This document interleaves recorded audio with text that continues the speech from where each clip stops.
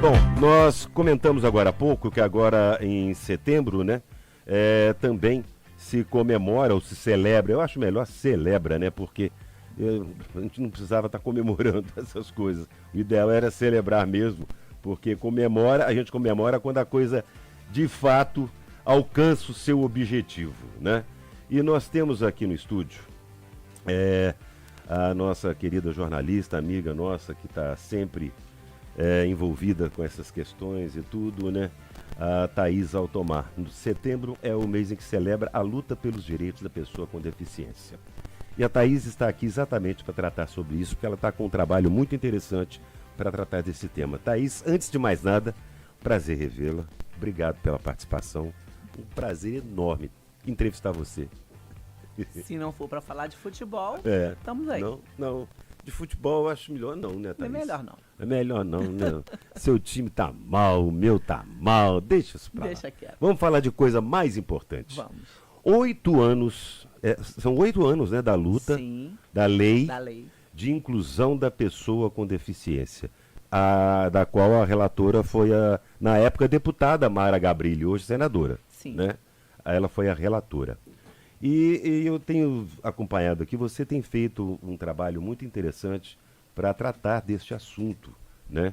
A Lei Brasileira de Inclusão da Pessoa com Deficiência. E eu vou te perguntar, vou te fazer duas perguntas que eu vi aqui no release que você fez do seu webinário, né? Primeiro, qual é a grande dificuldade ou as dificuldades para que essa lei seja cumprida, porque a gente sabe que não é da forma como deveria. Quais são essas dificuldades? Bom, eu acho que a maior de todas, as pessoas com deficiência, durante esse período todo de luta, fala muito sobre a acessibilidade atitudinal, né? Que é a atitude que você precisa ter, o olhar para a acessibilidade para que ela de fato aconteça. E aí eu destaco que essa questão dessa atitude, ela agora, nesse momento, precisa partir da pessoa com deficiência. É muita gente com deficiência, sem conhecer, sem ao menos ter lido a lei por inteiro, né? Para que você tenha noção do que é o seu direito.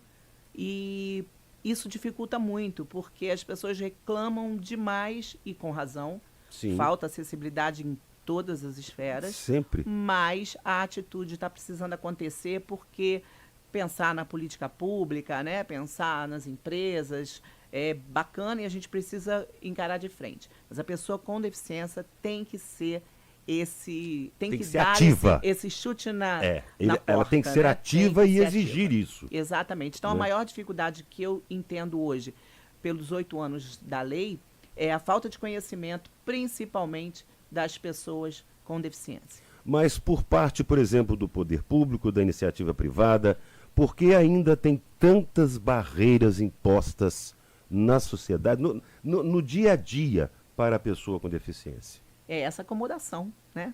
Você vê que as calçadas não estão corretas, não tem mais jogo de empurra, né? A calçada é de responsabilidade do poder público, que ele tome a atitude necessária, mesmo que seja com o proprietário. Exatamente. Mas tem que partir dali. A calçada é responsabilidade do proprietário do imóvel, mas quem fiscaliza é a prefeitura. Então, é da prefeitura a responsabilidade por ela estar acessível.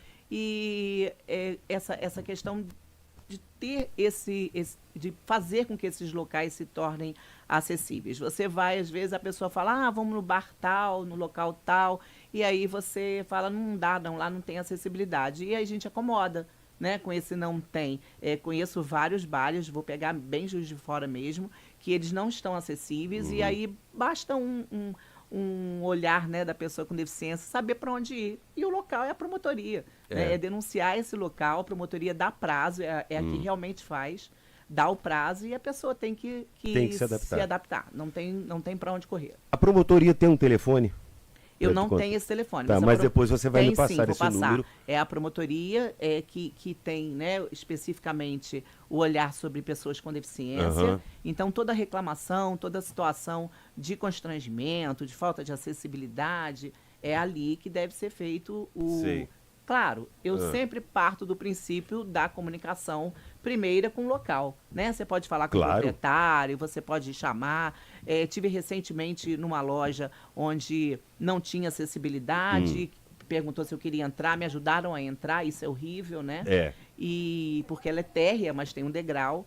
E passado um tempo, eu voltei lá e fiquei na porta, Marcelo, olha só. Fiquei na porta do tipo assim, minha filha entrou para comprar um presente e eu fiquei na porta. E a menina veio, a mesma que eu tinha conversado. Ela falou, você quer entrar? Eu falei, não, agora eu tô com a cadeira motorizada, ela é mais pesada. Ela falou, não, a gente fez a rampa adaptada, como você falou. Então eu fiquei muito feliz. Que legal. Postei, elogiei, muita gente parabenizou essa loja. Então, assim, é muito importante que a gente também tenha essa primeira comunicação com o local, né? A gente também não precisa de ser rude ou já ir direto numa promotoria. Mas as denúncias precisam ser feitas. Você precisa exigir. Hoje, qual é a estatística, você tem estatísticas das pessoas com deficiência, por exemplo, aqui em Juiz de Fora? A gente tem no censo de Quantos por cento da população? 2010, a gente tem um número bem grande em relação à pessoa com deficiência no Brasil e em Juiz de Fora, considerável. É um número considerável, não, um número, nossa mãe, é um número absurdo e que precisa ser tratado da forma como deve ser tratado. Sim. Porque o mundo não foi feito para essas pessoas, infelizmente. Né, não foi. A gente sempre comenta, a gente está sempre junto conversando sobre esse assunto. Agora, para tentar esclarecer isso, você tem feito um trabalho na internet. Sim.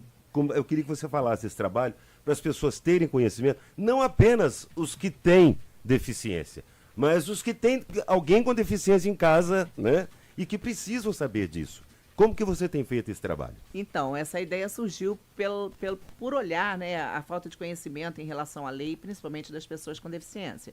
Então, eu trabalhei um curso, um webinário, né, um seminário online gratuito, toda segunda-feira, e abri para as pessoas se inscreverem. E fiquei muito surpresa, porque além das pessoas com deficiência, eu estou com muitos alunos da área de direito. Isso é importantíssimo. Sabe, eles são nossos parceiros. É a sociedade se envolvendo na causa. Isso. Desenho, design de interiores, arquitetos. Então, assim, eu fiquei.